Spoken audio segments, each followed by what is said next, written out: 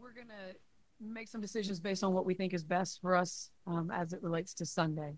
That's that's our goal. That's our focus. But, you want to keep that momentum going. So you want the players to keep the touch and the feel. But we're going to be real cautious about it. How much, if anything, will you guys be kind of keeping an eye on the scores? I know that's other people's jobs to figure out the packing and whether you're going to Vegas or Right. Connecticut. But in your mind, I'm just curious, like, are you kind of interested?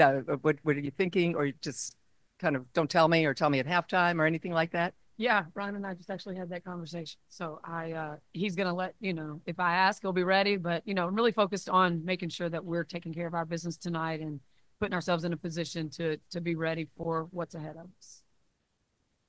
Hi, Coach. Hi. Kind of picking up on that, with Washington being, for lack of a better word, kind of a desperate team right now, playing for their playoff life. How do you kind of approach that, and what's most challenging about that? Yeah, these guys, they're playing for their life. They're playing to move on to that next round. A lot of things are at the mercy of other things happening across the league. It's just, this is probably in all my years one of the craziest finishes to a season with where people are going to go. I don't know if I've ever had to sit on a runway and wait to see if I'm going to Connecticut or to Vegas. So, yeah, just they had a lot of injuries this year. Washington did, and but they are an extremely good team and very talented. Um, just we're going to go out and do what we need to do for us. I've always said that we make it about us for us to make sure we're just getting better or that 1% better every game. Head coach Rob Knox from the Next. Quick question: what's impressed you the most about Caitlin Clark's growth from day one through now? Maybe not so much on the court, but maybe off the court, like growth wise, adjusting to the WNBA, and just maybe beginning to come into her own with maybe finding her voice or just not being afraid to speak up anymore. Yeah, when she first she got to training camp, I mean, she did what you would think any rookie would do, just come in, try to feel their way out and with their teammates. It didn't take long for her. I mean, we all know her personality to just jump right in and she's such a competitor, wants to win in the worst way. So I always was wanting to talk about, what we were doing and why we were doing certain things that, this league is so different than anything she's experienced. I mean, this is the best women's league in the world. And she's done a really good job of figuring out how to handle the physicality of it, the speed.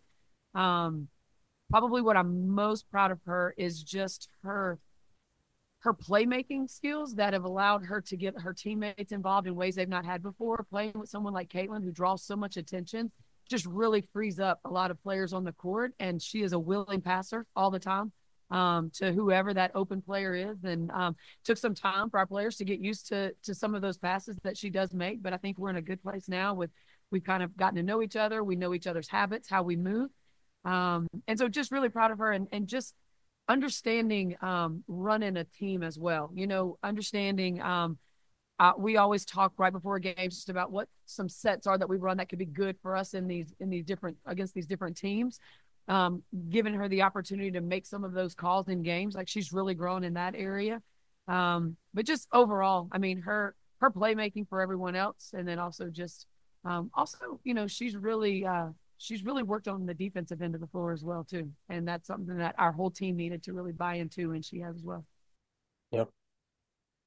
Again, Oh no, it's all good.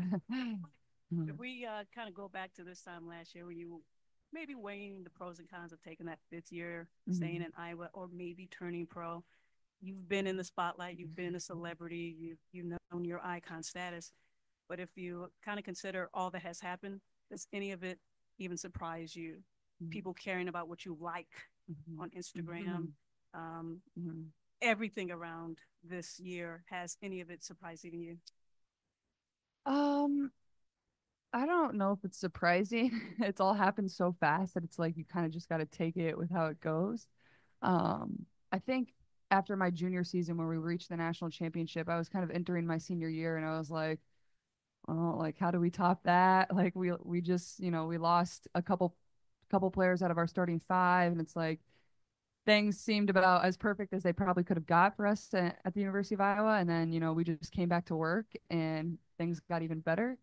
So I feel like for me, it's not like a surprise. I feel like I just continue to put my head down and keep working and have a lot of belief in the people around me. But um, I don't know. I mean, I don't feel famous. Like I don't feel like a celebrity. So that's not the way like I approach my life and I approach people in my life. Like I still go to the grocery store. Like I still go to go and buy candles at the store, like the fall spice candles. Like I still like do all that stuff. Like I go and pick up food. Like people don't do that for me. Like that's not how I approach my life. Like I approach it the same exact way. And I feel like that kind of goes back to the question prior. I feel like that's why people can also connect with me, like, because I feel like I'm real and authentic to them and try to be as normal as possible. Like, I never try to seem superior to somebody. I just try to be somebody that loves playing basketball and loves bringing people joy. And I feel very fortunate to do that. So, um, at times it surprises me, but I feel like I don't even have a moment to breathe and really understand what's going on at times. So I feel like it goes back to that after the season is over, a lot of reflection and really taking in every moment that I've been able to cherish over the last year. And it's all been very special for myself, every high and every single low. Thanks.